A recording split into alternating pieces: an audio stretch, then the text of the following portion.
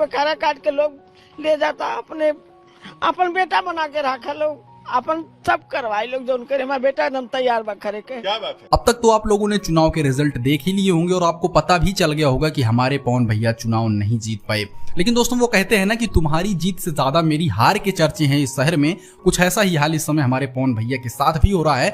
भले ही पवन भैया चुनाव को हार चुके हैं, लेकिन पूरे देश के अंदर काराकाट सिर्फ पवन भैया की वजह से हो रहा था और सबसे ज्यादा निगाहें काराकाट पर ही टिकी थी। लेकिन वो कहते हैं ना कि नसीब साथ ना हो तो फिर क्या ही किया जा सकता है। वैसे पवन भैया कोई भी दुखी नहीं है, पवन भैया बिल्कुल दुखी नहीं है।